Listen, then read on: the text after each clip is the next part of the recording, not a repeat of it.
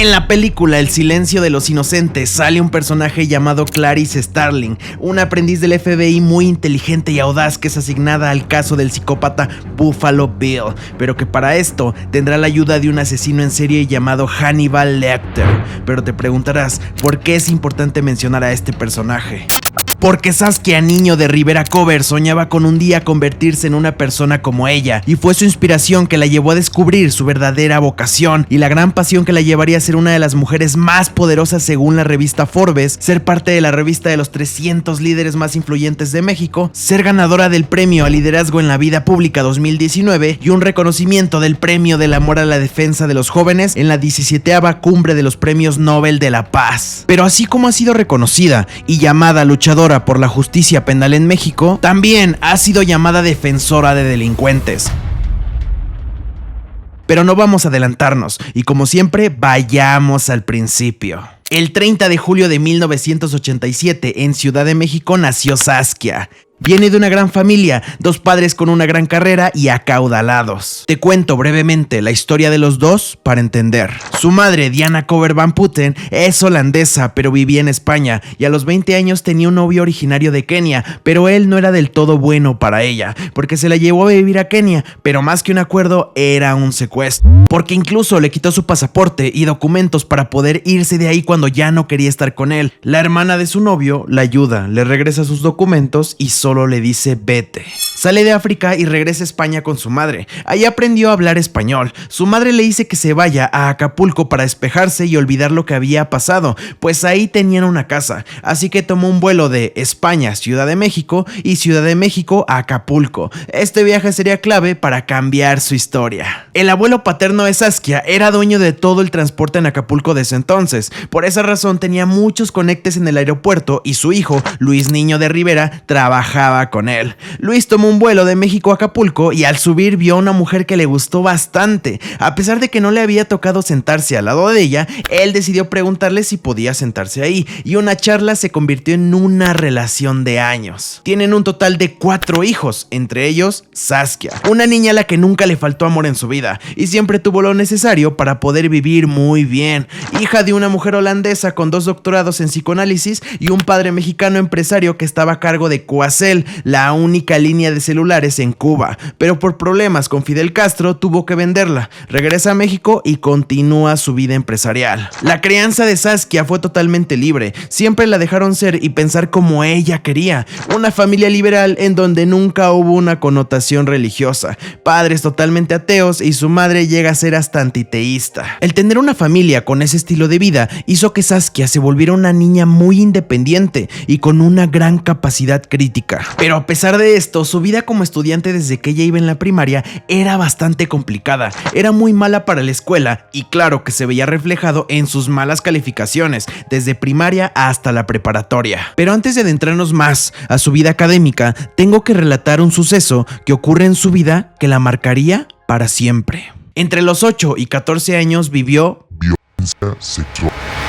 Guillermo es el nombre del agresor. Él trabajaba las 24 horas en la casa de Saskia. Era el jefe de escoltas, porque sí, la familia de Saskia se movía con seguridad. Pasó varias veces y aunque ella tiene muchos recuerdos bloqueados y borrosos, los que recuerda fueron una marca en su vida. Ella considera que fue grooming, pero en una ocasión, mientras ella se estaba bañando, él se metió a la bañera con ella.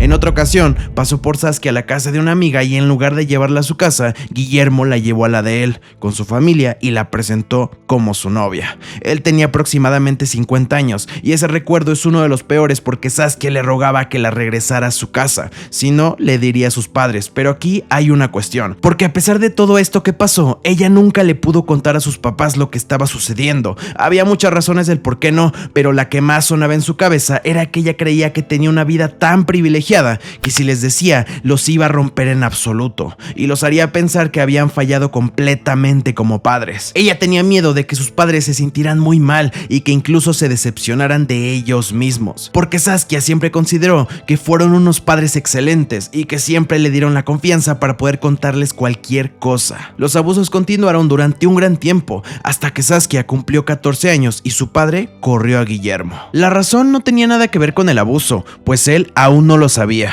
Aquí es donde ella borra completamente su memoria de su pasado con Guillermo y sigue su vida ignorando completamente lo sucedido. De alguna manera, esto le sirve como mecanismo de defensa para dejar de pensar en eso, pero ahí no terminó esta situación, pues al pasar unos años, Guillermo volvería a su vida.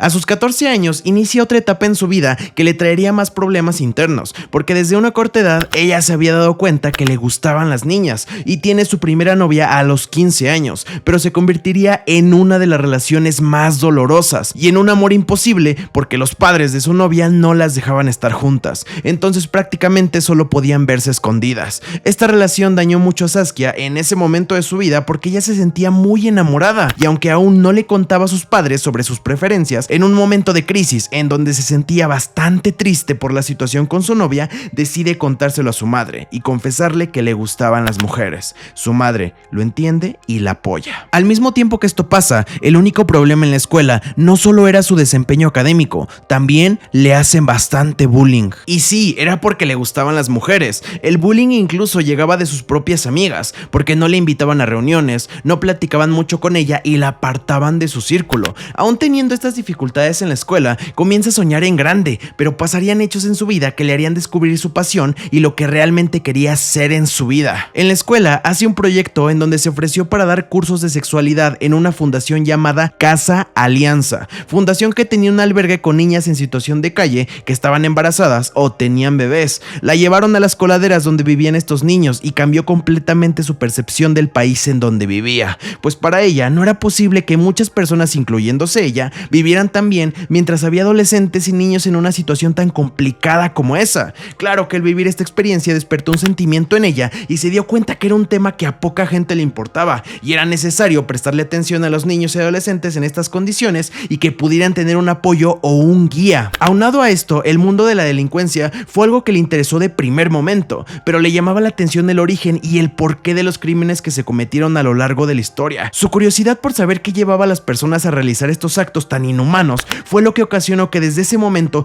tomara la decisión de que tenía que estudiar y trabajar para llegar a estar cerca de los delincuentes, conocerlos y entender el porqué de sus acciones. Aquí fue cuando vio la película El silencio de los inocentes y con una completa ilusión se imaginaba siendo Clarice Starling, buscando respuestas para poder capturar al asesino Buffalo Bill que acaba la piel de sus víctimas. Su gran admiración por este personaje confirmó que ella quería tener un trabajo de ese estilo. Hizo una carta junto con algunas amigas, de esas que entierras y después de 10 años desentierras para ver los sueños que has cumplido, y en esa carta escribió que trabajaría en la Agencia Federal de Investigación, que se había entrenado en el FBI y había creado una fundación para mujeres maltratadas. Claro que no quería que estos sueños se quedaran así, pensaba en irse a Estados Unidos a estudiar criminología, porque en ese momento criminología en México solo se podía estudiar como una maestría y cuando empezó a abrir como licenciatura la manejaban como medicina forense y así no le interesaba. Específicamente ella planeaba ir al John Jay College of Criminal Justice, una prestigiosa institución pública de educación superior en la ciudad de Nueva York, especializada en justicia penal, ciencias forenses, seguridad pública y artes liberales, para después convertirse en un agente del FBI, pero era tan malo su desempeño académico que tuvo que frenar ese sueño porque en su mente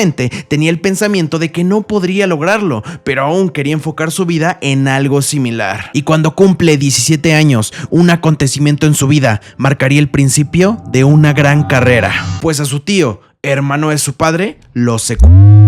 La razón fue porque debía mucho dinero y no había pagado nada. A su tío lo describe como una persona un tanto problemática. El padre de Saskia, con ayuda de una empresa dedicada al asesoramiento para los casos de secuestro, hicieron la negociación con los delincuentes. La función de las empresas privadas para secuestro se limita en la prevención, protección y asesoría, porque en México solo le compete a las autoridades públicas especializadas el manejo de las negociaciones. Solo puede negociar un agente especializado o un familiar directo. El padre madre de Saskia no la dejaba estar presente cuando hablaban por teléfono con los delincuentes, pero era tanto su interés de ella por escuchar que le rogaba a su padre para que la dejara estar presente, hasta que él accedió. Al escuchar todo lo que hablaban y la manera de negociar, se hizo una pregunta que la perseguiría por mucho tiempo: ¿qué les llevará a convertirse en secuestradores? Su tío duró un mes en cautiverio y cuando todo pasó, le atrajo tanto este delito que no dudó en pedirle trabajo a las personas que estaban asesorando a su padre. Ellos solo le respondieron que ella aún tenía muchas cosas por hacer y que cuando cumpliera 18 los buscara. En este momento de su vida tenía que tomar una elección sobre qué quería estudiar,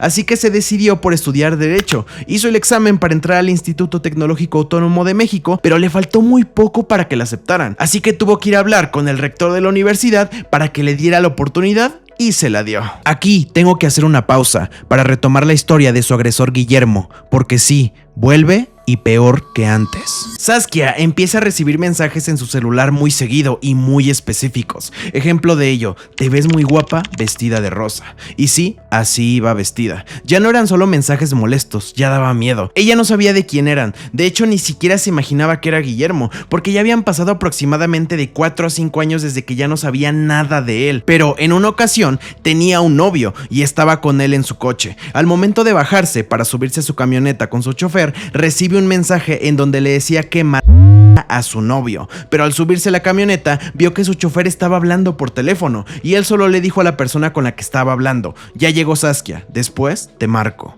Ella le pregunta que con quién hablaba y le pidió que le diera su teléfono. Ahí se dio cuenta que estaba hablando con Guillermo. El chofer lo conocía porque también trabajaba con su familia desde hace mucho tiempo y eran amigos, así que Saskia vio que el número de teléfono era el mismo del que le llegaban los mensajes molestos. Ahí fue cuando decidió, después de un muy buen tiempo, contarle a sus padres sobre el abuso y todo lo que pasó hasta ese día. Cambió el teléfono y dejó de recibir mensajes, pero una noche, cuando estaba durmiendo, sería el punto final de esa historia. Su casa tenía ventanales muy grandes en cada cuarto y una noche se despertó aproximadamente a las 3 a.m. y vio una silueta en su ventana. Al mirar bien se dio cuenta que era Guillermo parado enfrente. Ella solo corrió al cuarto de sus padres gritando. Su padre, con una pistola, salió de la casa y Saskia solo se quedó con su madre. No se escucharon disparos y ya no lo volvió a ver. Su padre no quiso hablar más del tema y así se quedó.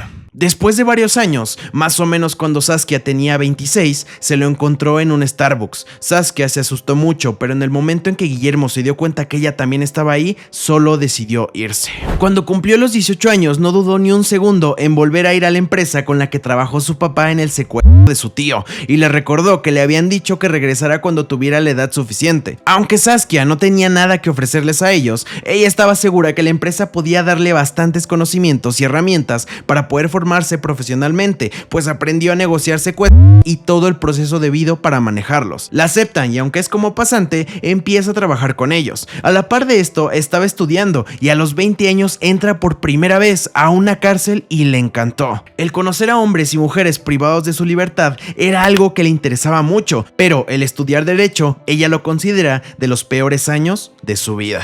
No le gustaba nada y prefería estar trabajando que estudiando. Es por eso que al cumplir 5 semestres en la carrera, decide salirse de ella. Solo le faltaba un semestre para terminarla. Pensó en estudiar otra carrera y en la mira tenía psicología, porque creía que esa licenciatura sería muy fácil. Leyó el temario y se le hacía muy sencilla, pero como se ocupaba mucho en el trabajo, al ingresar a psicología en la Universidad Iberoamericana, tuvo que hablar con los profesores y el director para que le revalidaran materias de su antigua carrera y también para que la dejaran hacer la carga de materias que ella quisiera y se le acomodara para sus horarios laborales. A los 23 años se despide de su primer trabajo y entra a trabajar a la Policía Federal, específicamente en la Coordinación Nacional Antisecuestro de México, un trabajo que sin duda fue muy buena escuela para ella. Le tocó hacer un perfil de secuestradores, un proyecto que ella misma propuso, para así entender quiénes eran los secuestradores de México y saber de dónde venían. Trabajó con 900 secuestradores e incluso los entrevistó, pero lo que ella no sabía era que este proyecto que realizó sería una de las razones que la llevaría a tener una de sus mejores ideas.